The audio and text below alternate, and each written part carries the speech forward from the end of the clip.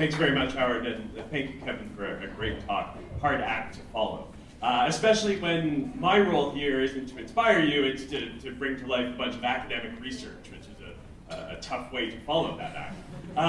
The topic that I've chosen for today is shared leadership. And I want to start with a question that, particularly after the last talk, should seem sort of like an unusual question to ask, and it's this. Do we overvalue leadership? We just heard about how powerful leadership can be, and yet I want to ask a little bit about whether we've put too much value on leadership and whether there's another way of thinking about leadership that might be a little bit richer and lead us to a little bit more impact.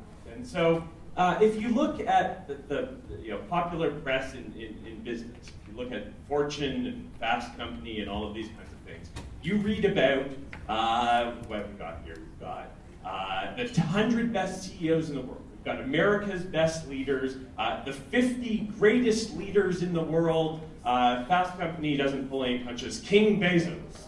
This is Jeff Bezos from Amazon.com. And so there's a real celebration of the role of senior leaders. And there's a dark side to that, too. Because although we celebrate them and we attribute all of the success of firms to visionary leadership, we also drag leaders when firms fail. So here's a sampling of Business Magazine covers. We've got Carly Fiorina, why her big bet is failing. This failed leader, the whiz kids fall, right? You should all recognize him. He had a little bit of a second act later in his career. More recently, we've got all of the failings of Yahoo are born on the back of the CEO, right? So there's a degree to which, at least in the business press, there's a valorization of leaders. There's an incredible celebration and heroicization, I guess, of leadership, but there's also a tremendous readiness to put a lot of the blame for failings onto senior leaders. And to connect this to some research, this is research from the late 1980s, but they brought in a couple of researchers at SUNY University at Buffalo, brought 100 sharp MBA students together. And they gave them this exercise. They gave them a whole bunch of facts about a firm, sales, margins, net earnings, earnings per share. They gave them 4 years of stock performance and gave them a relatively simple task. It was to assess how well is this firm performing. And there was only one difference in the information they gave. They either attributed the failings and successes of the firm to the leader or to something else. So everyone got the same 4 years of stock performance, all the same financial data, but in the little paragraph describing it, they chalked it up to the firm's leadership or something else. In one version, it was attributed to employees of the organization, but it was the rank and file employees. And another was market conditions, another regulatory environment. And so when these 100 sharp MBA students with great training in finance were evaluating the performance of the firm, they ended up rating that firm's performance higher when they read about those same sales figures, earnings figures, stock performance figures as having been the work of the CEO. So there's a degree to which our judgments about firms, we have what's described as a romance of leadership. We like to make attributions for failings and success and pin them to leadership. And there's a bright side to that and there's a dark side to that. We put a lot of blame on leaders as well. So we blame them from failings, we praise them for performance, and we often overestimate how much control they have over a range of outcomes. We expect a lot more change than we get from senior management turnover. Are there any Jets fans in the room? So right now, if you go on and talk to Jets fans, you'll know that the only thing keeping the Jets from real contendership is that coach. If you replace that coach, everything would be better. And we see the same delusion in a lot of our judgments of senior leadership. Boards are very quick to replace senior leaders when things start to fail. And Glenn Rowe, who's at the Ivey School of Business, he's got a neat little paper with NHL data, and he looks at how much change you actually get from a mid-season coaching term. And it's pretty much zero. Teams do a little bit better, but they do a little bit better after a bad run anyway. It's a reversion to the mean, right? So in general, we see many of the same kinds of effects in management. We expect the world to change dramatically as soon as we get a new leader in place, and then we're disappointed when it doesn't. So there's a challenge because we often romanticize the role of leadership, as long as we're thinking of it as single heroic leaders. So I think there's a tendency people have to, when we think about leaders, think about them in the singular. There is one leader and many followers, right? And there's a degree to which we expect our leaders to be a little bit superheroes. And so when you were listening to Howard's talk earlier, I don't know about you, but I felt intimidated. When you think of that list of characteristics, abilities, and skills, imagine trying to have all of those at once. So there's a challenge because the expectations of leadership are placed at an incredibly high and probably unachievable level. So I want to get us thinking today about going beyond the idea of unitary, singular, heroic leadership. And so I want you to think about what would change if we, instead of thinking of leadership as the actions of single, heroic figureheads, instead thought of leadership, going to Howard's phrase, leadership as something that leaders do, and leaders being plural. So what happens when we start to think of leadership instead of a property of an individual as being a collective property that's shared by groups and teams? Going to the academic literature, which is a fun way to liven up the room. In the early 2000s, a couple of researchers they tried to define what shared leadership was all about. This is how they described it. They said it's a process. It's not a person, it's a process among individuals and groups where the objective is to lead one another to the achievement of group or organizational goals. Here, leadership is broadly distributed among a set of individuals. It's not centralized in the hands of one single individual who acts in the role of a superior.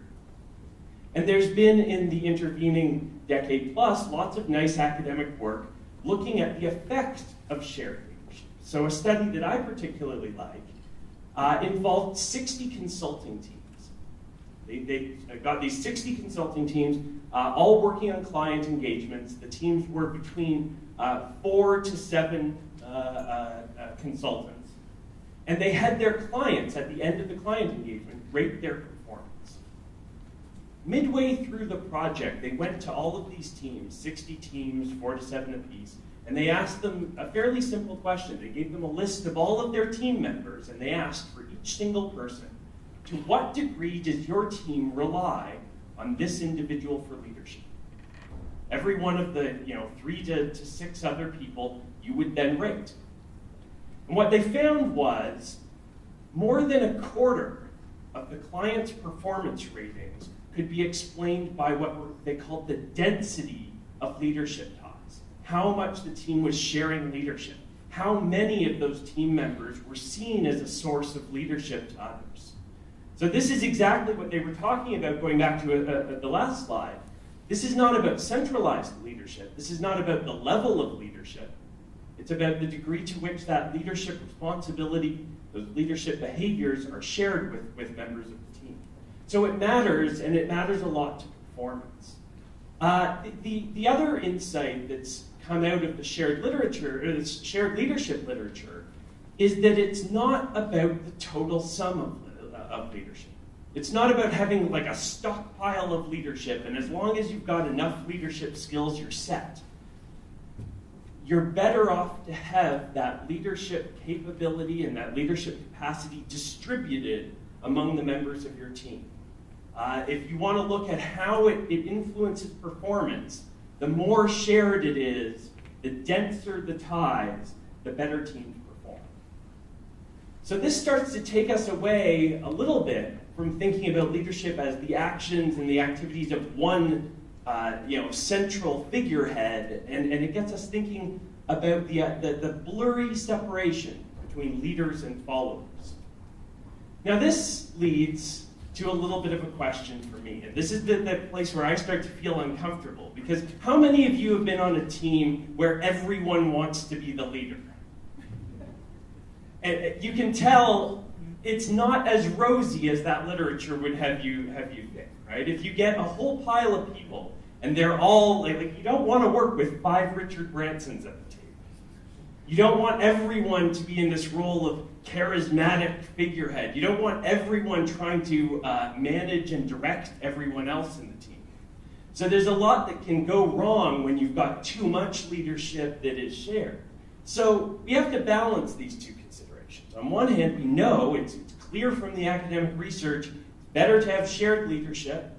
But on the flip side, we have to think about what the content of that leadership looks like. Hierarchy is not necessarily bad. And so when we're talking about shared leadership, we're not necessarily saying you have to flatten every organization and that absolutely everyone has to be in a co-equal role. I don't think that's required by shared leadership. And I don't know, Kevin knows a lot more than I know. I don't know a lot about the NBA, but there's a lovely study by Adam Dolinsky and some of his colleagues. And they looked at hierarchy, and they divided up teams and looked at them in terms of how much of a hierarchy this team has. And in the NBA, hierarchy is signaled by starting minutes. It's obviously signaled by pay. There's a whole bunch of resources that together tell you whether there's a real clear hierarchy of stars and not stars. And he found that if you look at the behavior of the team, they actually work a lot better when there's some hierarchy. When people sort of know their roles and have that kind of structure and stability, there's clear expectations, and you get a lot more cooperative behavior. In basketball, cooperative behavior looks like assists. It looks like fewer turnovers. It looks like a higher field goal percentage because they've set things up well. So teams tend to function well when you share leadership, but teams also seem to function well when there's clear roles and hierarchy. So how do we balance these things? One way of thinking about striking that balance is to think about what the content of leadership looks like. And if we really think about leadership, one way of defining it is to think about what is the role that we have in other people's goal achievement. Leadership is any behavior that helps others or groups help fulfill their goals. How do we empower others to achieve? And if we think of it that way, then we start to think of a much broader set of behaviors than we usually attribute to sort of CEO executive leadership. And so a question that you can ask yourself going forward is this. In my group, in my organization, in my team, what do the group and the members need in order to achieve their goals? What is keeping the organization, what is keeping the team from reaching its potential? And you start to get a much broader list of kinds of behaviors that you can look for.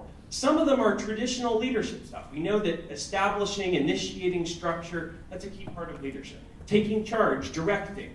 Lots of teams need that. If you can fill that role, then you're obviously in a leadership kind of role. But there's other pieces as well. How do you help others enhance their technical skills? How do you help people plan and work through the details of implementation? That's a leadership. How do you monitor progress? How do you keep people on track? And when they drift off track, how do you guide them back towards higher performance? How do you create a sense of vision and communicate a sense of purpose that people buy into? How do you build progress? How do you build momentum? How do you challenge others and take people who have set low targets for themselves and get them thinking about what's possible to achieve? Every one of those are leadership behaviors, but none of them are things that only the formal boss can do. So we have to separate out management and leadership. Leadership behaviors can be enacted and probably should be enacted by a broad set of people on the team. Another set of lists, helping people work through setbacks and their problems, teaching people new skills, building a positive and enjoyable work environment. If you think about, there are lots of teams that have high goals, that have all the technical know-how, all the resources, but there are a couple of people who just keep the mood light.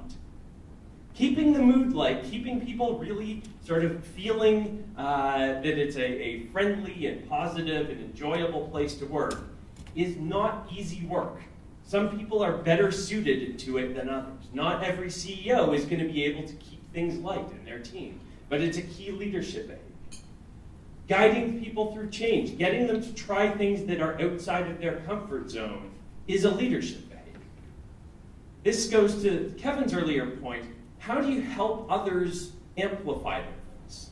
One of the things that often happens in teams, you won't want to identify yourself, but who are the extroverts or introverts in the room? Who are the people who hate having to speak? Actually, we've got one brave introvert. But introverts get ignored in the workplace. Yeah, he's obviously on the edge if he's willing to identify. But all of the rest of us who would rather die than put up our hands, they don't get listened to in organizations, and it's not because they don't have skills, useful things to say, and things to contribute. So one key element of leadership is how do you take people who don't get paid attention to and make sure that their contributions are heard? So how do you amplify other people's voice is a leadership kind of behavior. How do you resolve disagreements and manage conflict between people? There are people in teams who take on a peacemaker role. And if you think about what derails teams, small, petty conflicts derail teams just as much as a lack of vision, just as much as a lack of resources, just as much as the external environment. So if you want to think about, a set of important leadership behaviors, who's going through and helping people patch up their disagreements? And then lastly, and when you look at people, what they want out of their leaders, the biggest gap, there's some workplace polling data, I think it's from Aon Hewitt, where they ask people, what don't you get from your boss? And one of the biggest pieces that people complain about their jobs is that they don't get enough coaching and they don't get enough constructive feedback. And I understand that if you're in a senior leadership role, how much time do you have to offer that kind of close one-on-one guidance and coaching? It's a hard thing to do. It's a hard thing to free up time to do. But if we step back, there's this question of why does it need to be the hierarchical, formal leader who's taking on that role? Coaching and helpful, constructive feedback is something that can be shared as a capability within a team.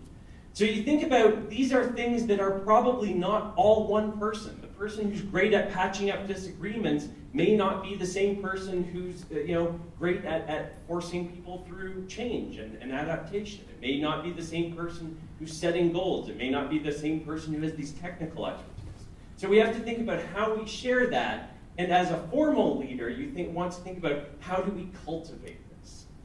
So if you look at these teams that have high shared leadership, formal authority, still matters. Great formal leaders still matter in the presence of shared leadership because they cultivate shared leadership. They help develop people's skills. They help pull out people's contributions. So there's a virtuous cycle that can emerge. Great formal leaders build a sense of shared leadership, and they share the leadership duties with others. So as you're listening today to the speakers, as you're doing workshops, and as you're talking with each other, I want you to think of maybe 3 questions. One, as we're talking about leadership, what does it require in terms of followership? What do great leaders need from those around them to make them effective? What are the behaviors of followers that either enable or in some cases undermine effective leadership? Second question, how do you spot a leadership gap? If we think of all of those behaviors as important, goal-relevant kinds of behaviors, they're all things that enable people or disable them from being able to achieve their collective goals. How do we spot one of these pieces being missing?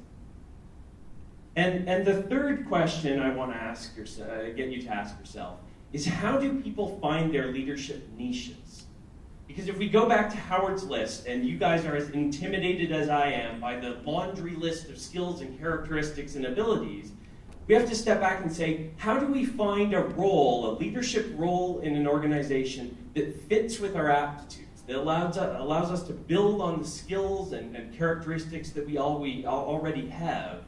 And how can we find spots in the organization where we make a leadership difference, even outside of former leadership roles?